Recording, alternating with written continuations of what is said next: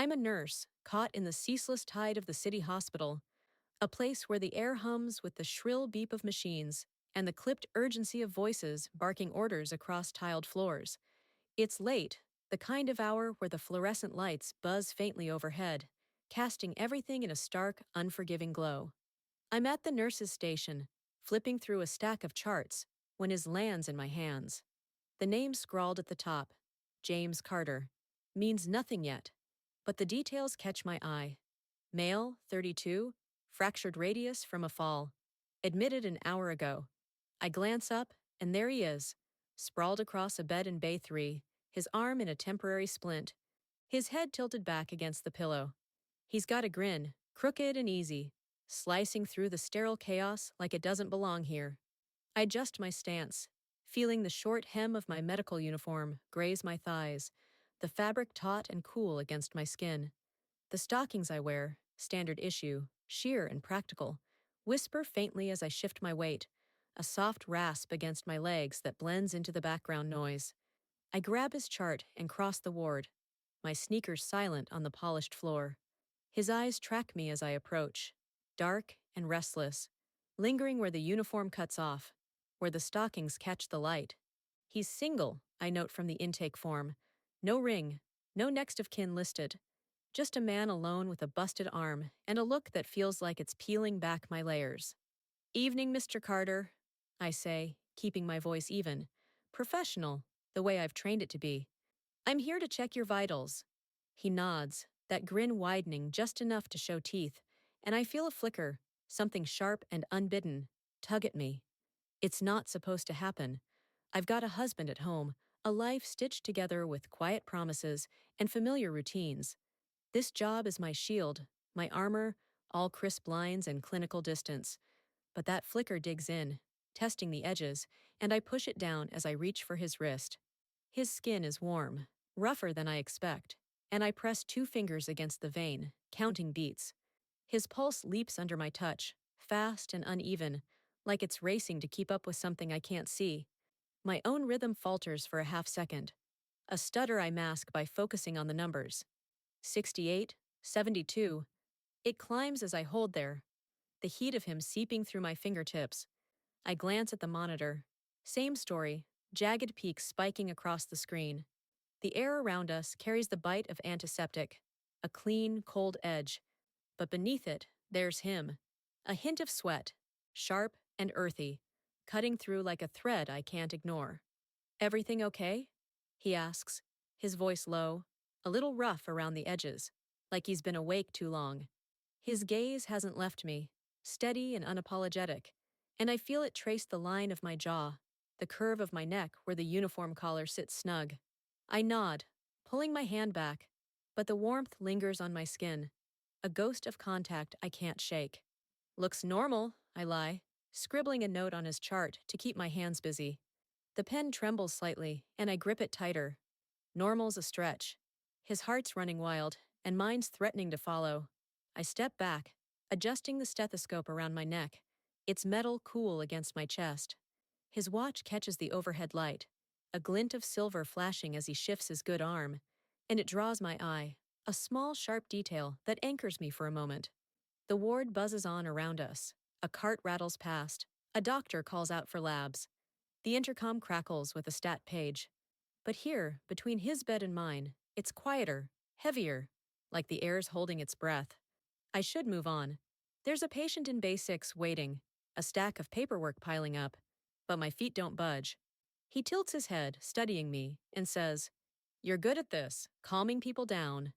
There's a lilt to it, a tease I can't tell is intentional, and that flicker flares again, brighter, tugging harder. I force a smile, tight and practiced. It's the job. But it's not just the job, not tonight. I turn to leave, the hem of my uniform swaying as I move, the stockings brushing my skin with every step, a reminder of my body beneath the role I play. His pulse still echoes in my fingertips, a rhythm I can't unfeel, and I know he's watching me go. The glint of his watch follows me like a beacon, metal winking in the corner of my vision, and I wonder how long I can keep pretending this is nothing. At home, my husband will be asleep by now. The apartment dark and still. the city's restless hum muffled behind brick walls. Here, though, the hospital thrums with life, and James Carter's heartbeat, fast, uneven, alive, pulses through me, a thread I'm not sure I want to cut. Not yet. Days later, I'm back in Bay 3, standing over James Carter's bed, his chart tucked under my arm like a shield I don't quite believe in anymore. The hospital churns around me, phones ringing at the desk, a gurney rattling down the hall, but it's all background noise now. A dull roar swallowed by the way he looks at me. I'm here to adjust his sling, the fracture still fresh, the fabric of the brace worn soft from days of use. My hands move with the steadiness I've honed over years, looping the strap, tightening the knot, but my thoughts scatter like leaves caught in a gust. He leans closer, just enough that his breath brushes my wrist, warm and deliberate, a current that jolts through the thin barrier of my skin. I keep my eyes on the sling, on the task, but I feel him, his presence, his heat, pressing against the edges of my focus. "You're thorough," he says, his voice carrying that same rough edge I caught before, now laced with something playful, teasing. The words linger, curling around me like smoke, and I can't shake them loose. I mutter something about protocol, my tone clipped, but it's a flimsy defense, and he knows it. His grin flashes again, quick and knowing, and that flicker from days ago, the one I buried, blooms into something heavier, a pull I can't ignore. At home, my husband drifts through our dim apartment, a shadow against the city's restless glow seeping through the blinds. The walls hum with the low pulse of traffic, horns bleating faintly in the distance, a soundtrack to a life I barely feel anymore. He's there, moving through the kitchen, the living room, his presence a quiet habit, slippers scuffing the floor, the clink of a glass on the counter. Last night, he asked about my shift. His voice flat, distracted by the TV's drone, and I answered in half sentences, my mind already elsewhere. Here, though, with James, every sound sharpens, every moment crackles. His teasing words, "You're too good at this, you know," loop in my head, pulling me out of my husband's orbit, a tether fraying thread by thread. I finish the sling, step back, but he shifts, his good hand brushing the edge of my uniform where it skims my thigh. It's quick, accidental, or maybe not, and my breath catches, a hitch I cover with a cough. "Need anything else?" I ask, aiming for neutral. But my voice wavers, betraying me. He tilts his head, eyes narrowing slightly, like he's reading something I haven't said. "Not yet," he replies. And it's a dare, a hook sinking deeper. I should walk away. There's a call light flashing in Bay 5, a tray of meds to prep. But my feet root me here, the air between us thickening with something unspoken. It happens later, after rounds, when the ward quiets and the lights dim to a soft hum. I'm restocking supplies, alone in the narrow closet off the hall, when I hear the shuffle of steps behind me. I turn, and it's him, James. His sling loose, his frame filling the doorway. "Thought I'd stretch my legs," he says, but his tone's too casual, his eyes too fixed. The door clicks shut behind him, a small final sound, and I don't stop him. My pulse hammers, loud in my ears, as he steps closer, the space shrinking until there's nothing left but us, and the sterile shelves pressing into my back. Fabric rustles, his shirt against the sling, my uniform shifting as I turn, and his good hand finds my waist, tentative at first, then firm. My own hands hover, caught between pushing him away and pulling him in, but the warmth of him decides it, a tide I don't fight. The closet smells of gauze and disinfectant, a clean, cold bite. But he's there too. Sweat and soap, raw and grounding, and it drowns everything else. My heartbeat syncs with his, a rhythm I feel through the thin cotton of his gown, fast and reckless, cracking the sterile mask I've worn too long. His breath is on my neck now, a graze that sends my nerves alight, and I tilt my head, just enough, letting it happen. The metal of the shelves digs into my shoulders, cool and unyielding, a stark contrast to the heat building between us.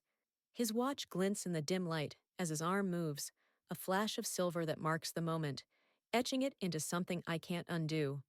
Outside, the hospital hums on. Footsteps echo faintly. A monitor beeps. But in here, it's just us. the dark swallowing the rules I swore to keep. I think of my husband, the apartment, the life waiting beyond these walls. But it's distant, a whisper against the roar of this. James pulls back slightly, his eyes searching mine, and I don't look away. My pulse thunders, a storm against the silence. And I know this isn't the end. It's the start of something breaking open. The door's still shut, the world locked out, and for now, that's enough. A new patient arrives, his chart thudding onto the desk like a book slammed shut. Heavy with ink and time, I'm mid-shift, the city hospital buzzing around me. A relentless swarm of white coats darting past, carts clattering over tiles, the intercom spitting out codes in a tinny drone. I peel back the cover. Daniel Reese, 51, widower, admitted for a chest infection that's left his breathing ragged. I weave through the ward, the short hem of my uniform brushing my thighs, stockings hissing faintly with each step until I reach his bay. He's propped against the bed, graying hair swept back, his frame lean but solid, like he's weathered more than just this cough. His eyes lift to mine, and his voice, rough, gravelly, worn by years, cuts through the din. "You're the one they call Ellie, right?" He knows my name, pulled it from somewhere. Maybe a tag, maybe a whisper, and it lands like a stone in still water, rippling through me. The hospital's chaos blurs at the edges, a haze of motion and sound I've learned to tune out, but he pulls me into focus. Conflict brews beneath my ribs, his quiet intensity, a stillness that hums beneath his labored breaths, stirs something, another thread tugging loose in the fabric of my restraint. James Carter's grin still lingers in my mind, the supply closet's heat a fresh scar. But this is different, slower, deeper, a pull I don't expect. I step closer, stethoscope dangling from my neck, its metal cool against my chest. "Let's check you out, Mr. Reese," I say, keeping it brisk. But his gaze holds mine, steady and unhurried, like he's got nowhere else to be. I press the stethoscope to his chest, the diaphragm cold against his skin, and listen. His lungs rasp, a wet crackle threading through each inhale. But his heartbeat holds firm, strong, even, a drumbeat anchoring the chaos inside him. I count it silently, my fingers resting near his collarbone, and it's steady where James is raced. A contrast that unsettles me. The air thickens with the medicinal tang of the ward. Alcohol wipes, saline, a sharp bite that clings to everything. But there's him, too, beneath it. A faint musk, warm and lived in, rising off his skin like a memory I can't place. My own pulse ticks up, a faint echo I try to ignore, but it's there, nudging against the calm I'm supposed to project. "Sounds rough in there," I say, pulling the stethoscope back, letting it hang as I scribble on his chart. My pen moves fast, a distraction, but he shifts, leaning forward slightly, and that rough voice rolls out again. "Been rougher," he says, a faint curl to his lips. Not a grin, not like James, but something heavier, etched with lines of loss. His hand rests on the bed, ringless, the skin weathered but bare, and the absence glints in the light, a quiet detail that hooks me. My tools, stethoscope, pen, catch the same glow, metal shining softly, tethering me to this moment. The ward pulses on. A nurse calls for a crash cart 2 bays down. A janitor's mop slaps the floor. The air thrums with urgency. But here, it's slower, like time bends around him. I adjust his oxygen line, my fingers brushing the cannula, and he watches me, not blatant like James, but with a weight that settles deep. "You're good at this," he says. And it's not teasing. It's a statement, plain and raw, like he's seen me longer than I've seen him. That thread unravels further, restraint fraying as I meet his eyes, gray and searching, and feel the stir of something I shouldn't. I think of home, the apartment's dim hush, my husband's silhouette against the city's restless glow, the life I've built brick by brick. It's steady, predictable, a rhythm I know by heart. But here, with Daniel, there's a different beat, one that holds firm where others rush, and it's tugging me off course. I step back, the stockings whispering again, a faint sound swallowed by the ward's clamor, and grab his chart to update it. My hand steadies, but inside, I'm shifting, the mask of duty thinning under his gaze. Rest up, I tell him, turning to leave, but his voice stops me mid-step. Ellie, he says, just that, my name hanging in the air like a question. I glance back, and he's still watching, his ringless hand flexing slightly, the light catching it again. A glint of metal's absence, a quiet pull. My heartbeat stumbles, firm but off-kilter, and I nod, a gesture too small for what's growing here. The hospital roars back into focus as I walk away. Carts, voices, beeps, but his presence lingers, steady and magnetic. Another crack in the wall I've held so tight. I don't know where this leads, but I feel it building, a pulse I can't outrun. I linger during his checkups, longer than I should. My clipboard a flimsy prop as I hover near Daniel Reese's bed. The hospital churns around us. Night shift now, quieter but no less alive, with monitors humming and the occasional shuffle of tired feet down the hall. His chest infection's easing, the crackle in his lungs softening, but I keep finding reasons to stay. A cough to monitor, a line to adjust, excuses that thin with every passing day. He notices, his gray eyes catching mine when I glance up from his chart, that rough voice breaking the silence. You're here a lot, he says, not accusing, just stating. And it lands heavy, a truth I can't sidestep. I mutter something about diligence, but it's hollow, and the air between us shifts, charged with something I've let grow. It's late, one of those endless shifts where the clock blurs into itself. When it happens, I'm checking his vitals, the stethoscope pressed to his chest, his heartbeat steady under the cold metal. When he shifts, his hand grazing my wrist. It's deliberate this time, not a brush, but a hold. And I freeze, the room tilting slightly. Ellie, he says, low and raw, my name a tether pulling me in. I should pull back. There's a line here, one I've already crossed once with James. But I don't. He stands, slower than James, his frame unfolding with a quiet strength. And before I can think, he's guiding me toward the empty exam room across the hall.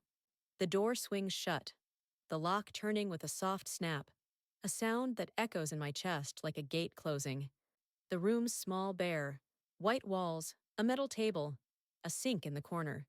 And it smells of disinfectant, sharp and biting, a sterile edge that cuts through the haze. But he's there too, his musk weaving into it, warm and lived in, grounding me as my pulse races, breaking its rhythm. His hands find mine, rougher than I'd imagined, fingers curling around my own with a steadiness that James never had. Conflict churns inside me. Each touch erodes my boundaries, piling secrets atop the last. James in the closet, now this, and I feel the weight of it, a tower teetering, but not yet falling. My husband's face flickers in my mind, distant, asking about my late shifts last night. His tone flat as the city's glow painted shadows across our apartment walls. You're out a lot, he'd said, not pressing, not caring enough to. And I'd shrugged. The lie easy then. Now it's heavier. Daniel steps closer, his breath brushing my cheek, and I don't pull away. The exam table presses into my hip, cold metal through my uniform, a stark line against the heat building where his hands linger. My stockings catch faintly as I shift, the sound swallowed by the room's stillness, and I feel every inch of myself, too present, too alive, under his gaze. You don't have to stay, he says, giving me an out, but his eyes say otherwise, gray and deep, holding me there. I don't answer, don't move, and that's answer enough. His touch slides to my waist, firm but slow, and my heartbeat stumbles, a wild thing breaking free. The air hums with unseen risks. The lock won't hold if someone tries it. The night shift could call me any second. But it presses close, thrilling, a weight I lean into. The sink's faucet gleams in the corner, metal catching the dim light, and I see it reflected in his bare hand, ringless, a quiet absence that mirrors the space I've carved out here. My stethoscope dangles, its steel brushing my chest, and I think of his heartbeat, steady then, racing now, mirroring mine as it thunders against my ribs. The room smells of him, overpowering the disinfectant, and it's intoxicating. A pull I can't fight. Outside, the hospital drones on. A muffled page overhead. a cart rolling past. But in here, it's just us, the world shrinking to this locked door, and the heat between us. My husband's voice echoes faintly, asking about my shifts, but it's a whisper against this roar. Daniel's hand tightens, his breath on my neck now, and I tilt toward it, letting the rhythm break fully. The metal table digs in, a cold anchor, but his warmth drowns it out. And I know this is another line crossed, another secret stacked high. My pulse hammers, loud and uneven. And I don't care, not yet. The weight of what's coming presses, but for now, I let it wait. Another patient lands in my ward, his chart sliding across the desk with a crisp edge, all typed precision and no creases, like it's fresh from a printer. I'm mid-shift, the hospital's corridors humming with life, nurses weaving through, a restless pulse under the fluorescent glare that never dims. I flip it open. Michael Grant, 44, married, leg injury from a car wreck, admitted for swelling and a brace fitting. I head to his bay, the short hem of my uniform swaying, stockings whispering against my legs, a rhythm I barely notice anymore. He's there, propped up in bed 12, suit jacket draped over the chair despite the gown, his frame broad and composed. His gaze lifts as I approach, sharp, knowing, cutting through the ward's clamor like a blade, and it hooks me before I can look away. The hospital's chaos swirls around us. A tray clatters down the hall, a monitor beeps insistently, voices overlap in hurried bursts. But he's steady, a fixed point, his confidence radiating in the way he leans back, one hand resting on the bed, the other tapping a pen against his chart. "You're the nurse, then," he says, voice smooth, polished, like he's used to being heard. I nod, keeping it brisk. "Ellie, here to check your brace." But his eyes narrow slightly, sizing me up, and I feel it. Another breach threatening my fraying resolve. James's grin, Daniel's weight. They linger like ghosts, but this is new. A pull wrapped in certainty. Not teasing or quiet, but bold. I step closer, the air carrying the sterile bite of the ward. Alcohol swabs, latex, a cold snap. But there's a trace of him too. Cologne rising off his skin, polished and bold, like leather and cedar polished to a sheen. I kneel to adjust his brace, the straps tight around his calf, and my fingers brush his skin, warm, firm, a faint pulse jumping beneath. I press there, checking circulation, and his heartbeat surges, quickening under my touch. A rhythm that leaps where Daniel's held steady. My own pulse ticks up, a mirror I can't control, and I glance at the monitor, sharp peaks spiking across the screen, confirming what I feel. He shifts, his leg flexing slightly, and that gaze stays on me, unyielding, like he knows exactly what's stirring. "Looks tight," he says, a faint curl to his lips, and it's not just about the brace. It's a test, a nudge, and I feel it land. Conflict churns. His confidence hooks me, sinking deep. Another crack in the wall I've patched too many times. I think of my husband. His flat questions, the apartment's dim hush. But it's fading, a signal weakening against this. I stand, smoothing my uniform, and his hand shifts, the dull gleam of his wedding band winking in the light. A thick gold ring, scuffed but solid. A marker I can't miss. My stethoscope swings, its metal brushing my chest, and the shine ties us together, a quiet thread in the noise. The corridors hum on. A doctor barks an order, a janitor's cart rattles past. The air thrums with restless energy. I adjust his chart, pen scratching fast, but he leans forward, his voice dropping. "You're good with your hands," he says, simple, direct. And it's not a question. It's a weight settling between us. My stockings catch as I shift, a faint rasp against my skin, and I feel every inch of myself under that gaze. Too exposed, too drawn. James was reckless, Daniel steady, but Michael's different. Assured. A man who takes what he wants, and I'm slipping toward it, resolve fraying like threadbare cloth. "Need anything else?" I ask, aiming for neutral, but my voice betrays me. A slight waver he catches. His lips twitch, not quite a smile, and he says, "Not yet," drawing it out. A promise I don't want to hear, but do. My fingers linger on the brace, the heat of him seeping through, and his pulse keeps surging. a beat that pulls mine along.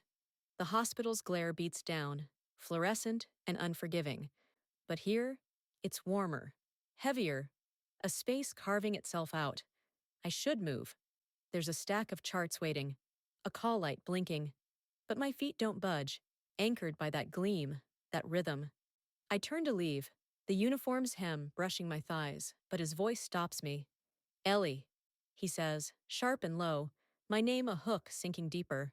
I glance back, and his wedding band glints again, a dull flash under the lights, a reminder that doesn't stop me. My heartbeat surges, loud in my ears, and I nod, a gesture too small for what's building. The ward pulses around us, alive and restless.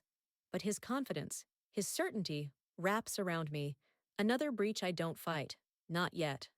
I meet him after hours, the hospital's fluorescent glare fading behind me, as I pull into the motel lot near the freeway. Its neon sign buzzing, a flickering pink arrow that hums against the night. Cars streak by outside, their headlights slicing through the dark, a restless blur beyond the cracked asphalt. Michael Grant texted me the room number earlier, his message short, clipped, like he knew I'd come. I shouldn't be here.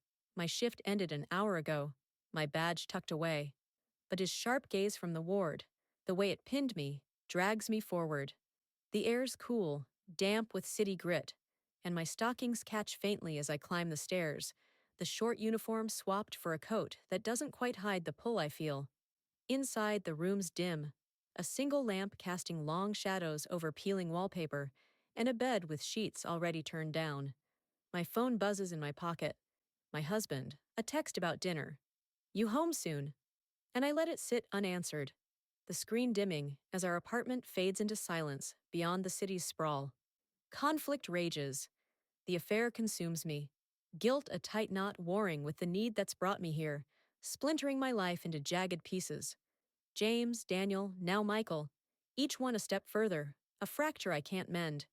Michael's already there, jacket off, his broad frame filling the space as he turns to me, that knowing look cutting through the quiet. He steps closer, and the sheets catch the light. Bleached white, stiff with chemical bite. But his warmth seeps into them as he sits, pulling me down. My pulse pounds, loud against the hum of the freeway outside, a steady roar that mirrors the clash inside me. His hands find my waist, confident, steady, and I feel the press of metal. His keys on the nightstand, cold and glinting, his wedding band a dull weight grazing my skin. It's there, that ring, a solid reminder of his wife, his life. But it doesn't stop him, doesn't stop me. The air carries bleach, and him. Cedar, leather, bold and unyielding. A mix that drowns the guilt for a moment. His phone lights up mid-breath, buzzing against the wood, and I see the name flash, Claire, his wife calling. He reaches over, one hand still on me, and mutes it with a flick, the screen going dark. My heartbeat clashes with his, a wild, uneven rhythm that surges as he turns back, unfazed, his grip tightening. She'll wait, he says, voice low, smooth, and it's not a question. It's a fact, his certainty wrapping around us. I think of my husband's text, unanswered, the dinner cooling somewhere miles away, but it's a faint echo against this. Michael's heat, his weight, the way he moves like he owns this moment. The neon buzz filters through the thin curtains, pink streaks dancing across the walls, and the freeway's hum presses close, a pulse that matches mine. My coat slips to the floor, the stockings rasping as I shift, and every sound, every touch, sharpens, cutting through the haze. The sheets hold his warmth now, a contrast to the cold metal of his keys, his ring, pressing into me as he leans closer. Guilt claws at me, a dull ache beneath the need. But it's losing, splintering under the rhythm of this. His breath on my neck, my pulse hammering, a storm I can't quiet. Outside, the city churns on. Tires on asphalt, horns in the distance. But in here, it's just us. The world locked out by a flimsy door and a muted phone. My husband's voice ghosts through my mind, flat and far off. But Michael's here, real, his cologne filling my lungs, his hands mapping me with a sureness that erases doubt. The affair's afire now, consuming what's left of my resolve, and I let it burn. Let the clash of heartbeats drown the rest. His ring grazes my arm again, cold and heavy, a mark I feel but don't heed, and I know this is breaking me, piece by piece, but I don't pull back. Not tonight. A final patient sprawls across my ward. His chart a chaotic scribble of notes dropped onto the desk like a crumpled sketch. I'm late into my shift. The hospital's chaos a storm around me. Gurneys rattling, voices barking over the intercom, the relentless beep of machines. But I pause when I see him. Luca Torres, 27, artist. Admitted with a concussion after a fall in his studio. He's in bed 8, legs dangling off the edge, a tangle of dark hair falling over his brow. His chart's messy, ink smudged, but he's alive in a way the others weren't. James's grin, Daniel's weight, Michael's polish, replaced by something raw, unpolished. I cross the floor, my uniform's hem brushing my thighs, stockings whispering, and his eyes lift, bright, unguarded, catching me mid-step as he sketches on a scrap of paper, pencil flying. The hospital's storm fades around him, a bubble of quiet forming in the din, like he's carved out a space that doesn't belong here. He's drawing me. I see it in the quick lines, the curve of my jaw taking shape, and it's disarming, his focus pulling me in where I should pull back. "You're Ellie, right?" he says, voice light but rough at the edges, like he's been shouting over music. His openness, raw, unguarded, cracks something in me. One last fissure in walls already crumbling from James, Daniel, Michael. Conflict hums. His brightness tugs, a pull I don't resist, even as guilt lingers. A dull pulse beneath it all. I nod, forcing a professional tone. "Here to check you," but it falters under his gaze. Those eyes too clear, too alive. I step closer, the air sharp with iodine from the swabs on his tray. A sting that bites through the ward's hum. But there's paint clinging to him, too. A hint of acrylic, earthy and bright. Caught in his hair, his shirt. I steady his head, my hands framing his temples to check his pupils, and his pulse flutters under my fingers. Fast, skipping, a rhythm that dances where Michael's surged. My own heartbeat trips, echoing his, and I feel it in my chest. A skip I can't steady. His skin's warm, a faint flush from the fall, and his breath brushes my wrist, soft but alive, stirring the quiet around us. The monitor confirms it. Peaks jumping, uneven, a contrast to the steady chaos beyond. "You're good at this," he says, and it's not a line, not like James's tease or Michael's weight, just a truth, unguarded, spilling out. His earrings glint as he tilts his head, small silver hoops catching the overhead glow, and my badge swings, its metal edge brushing my uniform, shining back at him. The gleam ties us, a quiet motif in the storm, and I feel it. Heartbeats skipping, a rhythm breaking free. The ward churns, someone yells for a chart, a cart clatters, but here, it's still. His pencil pausing as he watches me, sketch forgotten. "You look tired," he adds, softer, and it lands like a touch, peeling back the mask I've worn too long. I adjust his chart, fingers trembling slightly, and think home. The apartment's silence, my husband's unanswered texts piling up, the city's sprawl a distant hum. Michael's motel, Daniel's exam room, James's closet. They stack behind me, a weight I carry, but Luca's different. Open, raw, a crack I don't patch. "Head still hurt?" I ask, voice steadying, but he shrugs, a loose roll of his shoulders, and says, "Not when you're here." It's simple, uncalculated, and it hooks me deeper, walls crumbling under that brightness. My stockings rasp as I shift, the sound swallowed by the quiet he's made, and I feel every inch of myself. Too present, too drawn. The hospital roars back. A code blares overhead, footsteps pound. But his eyes hold me, unguarded, sketching me even without the pencil.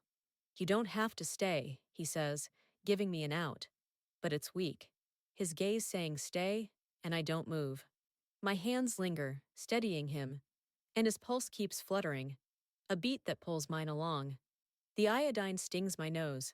The paint clings to him, and it's a mix that roots me here, one last crack widening. My badge glints again, metal catching the light, And I know this is breaking me further. James, Daniel, Michael, now Luca. But I let it. The storm rages outside his bubble, but inside, it's quiet, bright, and I don't pull away. Not yet. We tangle in his apartment after discharge, the hospital's sterile hum replaced by the cluttered warmth of Luca Torres's world. I shouldn't be here. He was cleared this morning. Concussion stable, sent home with a nod and a warning to rest. But his text came an hour later, an address and a simple, "Come over." Now, I'm stepping over paint tubes littering the floor, their caps loose, colors streaking the hardwood in chaotic bursts. The city's skyline pulses beyond his window, a jagged line of lights throbbing against the night, and my phone buzzes in my pocket. My husband's calls, 3 now, dodged as I let it sink into silence. The air smells of turpentine, sharp and biting, mingling with him. Sweat, paint, a raw edge that fills my lungs as I move deeper in. He's there, sprawled on a couch patched with duct tape, his dark hair still mussed from the hospital bed, earrings glinting under a bare bulb. His eyes, bright, unguarded, catch me as I shed my coat. The uniform swapped for jeans, but the stockings stay, whispering against my legs as I cross the room. "You came," he says, voice light but rough, a thread of surprise woven through, and it pulls me closer, that openness cracking me open too. My hands find his shoulders, his find my waist, and we tangle, slow at first, then urgent, a dance of limbs and breath against the mess of his life. Paint tubes crunch underfoot, the skyline flickers, and my pulse races, a rhythm I've chased through James, Daniel, Michael, now him. Conflict claws at me. This final lapse forces a choice. Confess or sink deeper, my marriage a shadow against these stolen moments. My husband's calls pile up, unanswered, the apartment's silence, a void I've left behind. James's closet, Daniel's exam room, Michael's motel. They stack like bricks, but Luca's different. Raw, unscripted, a crack I fall through. His breath brushes my neck, warm and uneven, and I feel the paint on his fingers smear against my skin, a mark I don't wipe away. The air's thick, turpentine stinging my nose, his scent grounding it, and my heartbeat steadies, finding a rhythm where it skipped before, a calm amid the storm I've built. His phone buzzes once, a friend maybe, ignored, and mine lights up again, my husband's name glowing in the dark. I mute it, the screen fading, and step back, my breath jagged as I drift to his balcony. The wind bites, cold and sharp, whipping my hair as I grip the railing. The city sprawling below in a restless pulse of light and sound. Luca follows, quieter now, his presence a weight at my side, and I feel the faint shine of metal in my hand. My ring, heavy on my finger, his keys dangling from a chain he'd tossed me earlier, gleaming in the night. They glint together, a quiet tie to what I've done, what I am. "Stay," he says, not a plea, but an offer. His voice cutting through the wind, and I turn, his earrings catching the skyline's glow, silver against the dark. My marriage looms, a shadow of routine, unanswered calls, a life I've let fade.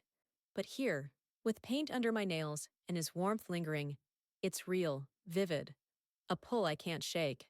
My heartbeat steadies fully, a slow drum against the chaos, and I think of confessing, telling my husband, breaking it open, or sinking deeper, letting this consume me.